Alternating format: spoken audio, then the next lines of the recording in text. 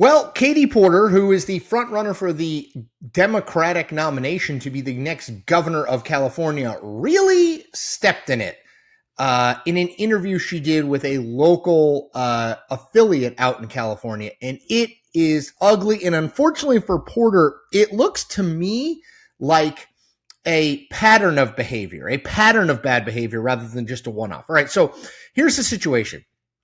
Porter is sitting down with a CBS News affiliate. They're talking about redistricting, the congressional redistricting that Gavin Newsom is pushing, and talking about how that impacts Porter's attempts to win over voters who might have voted for Donald Trump. The reporter, whose name is Julie Watts, asks, what do you say to the 40% of California voters who you'll need in order to win who voted for Trump? Fair question. Porter literally goes, and you can watch the video. She says, how would I need them in order to win, ma'am? And she turns to the camera, Jim Halpert style, and kind of laughs, but she's clearly annoyed. Again, just very quickly before I go on, California has a system where the top two finishers in the open primary advance to the general election. That can be two Democrats, but it also could be a Democrat and a Republican. So it could be two Democrats in this case. In fact, when Kamala Harris ran for the Senate, it was her and Loretta Sanchez, another Democrat, who advanced to the general election, which would require you, at least in theory, to appeal to some people who are not just hardcore Democrats to vote for you. Fair question. Okay, so remember, Porter turns and says, how would I need them in order to win, ma'am? Okay, then the interview goes on, and Porter again interrupts and says, she's kind of grabbing for her mic. She says, I don't want to keep doing this. Not like this. I'm not with 7 follow-ups to every single question you ask. I don't want you to have an unhappy experience with you, and I don't want this all on camera. Now, I will note, Porter didn't end the interview, to her credit. She continued on, and the whole thing went for about 30 total minutes. But my gosh, it's a bad look for her. You are running to be the governor of the most populous state in the country, one of the largest economies in the world. You can't deal with a question about how you might appeal to voters who voted for Donald Trump?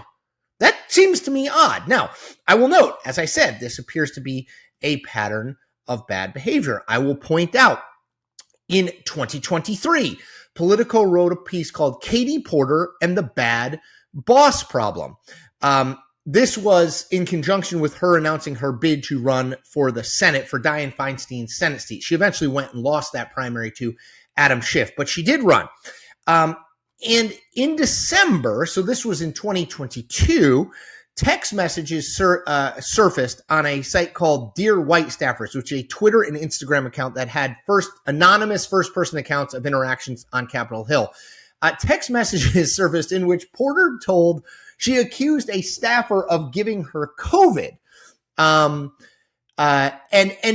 it's not clear whether the person was fired because of that or not, but the person was a fellow in the office, and that she had breached COVID protocol before, and they had agreed on they had agreed to end her working there by August. Regardless, it doesn't look great, right? I mean, Porter, I will say, is someone who is known around Capitol Hill as not being a great boss, as being very, very tough on the furniture, if you know what I mean. Very hard to work for, to work with, someone who is very taxing on staff. I'll also note, and this was a big deal in the end of 2020, middle of 2023, when Porter was running for the Senate, especially in conservative media, her divorce records went public from her 2013 divorce. Her ex-husband, a guy named Matthew Hoffman, who filed for divorce for her in 2013, made a series of allegations. He said he was routinely called an effing idiot and an effing incompetent.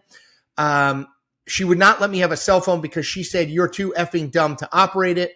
When she gets angry, she will claw and scratch her arms and then say to me, look what you made me do. She regularly says that I'm a bad parent in front of the kids. Recently, the children began spitting at me and throwing their food at me, calling me bad daddy. He also alleged that Porter, quote, raised a ceramic bowl of steaming hot potatoes and dumped it on my head, burning my scalp. Now, again, Porter has noted that she filed a restraining order in 2013 asking her ex to stay out of the house, that he's a bad person. This is a divorce proceeding. So it's like, I don't take his word solely for it, but it's at least interesting in the context of all of this other stuff. So what does this matter? I think it speaks to temperament and tone. A bunch of Porter's opponents, Democratic opponents for the California governor's race came out including Antonio Villaraigosa, basically saying, like, if she can't take questions like this, how is she going to run our state?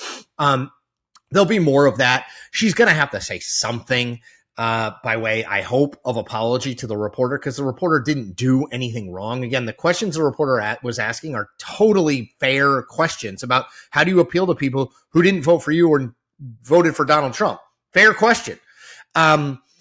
What I think, I think two things. One, I think this is not a first-time occurrence for Porter. She is someone who has this reputation of being difficult, number one. Number two, I think, and this is not a point I made, it's a point Rob Stutson, a friend of mine, California Republican consultant, made, but I think it's the right one, is a lot of politicians, Democrats and Republicans now, they don't know what it's like to face like a real interview. They spend so much of their time living either in the MSNBC world or the Fox News world, and where all they get is like, you're doing really great. What's it like to be great? Kind of questions that they're not well-versed and used to being questioned, being probed, being, forced into an uncomfortable spot when it comes to like, okay, well, that answer doesn't really answer the question. So could we go deeper into this? That's what journalists are supposed to do.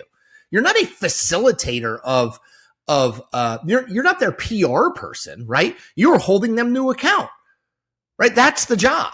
Republicans and Democrats. Unfortunately, a lot of media now doesn't do that. And I think people like Porter, who became a big star on MSNBC and in liberal circles when she was in Congress, is very used to questions that are like, how long have you been great? And what's that like?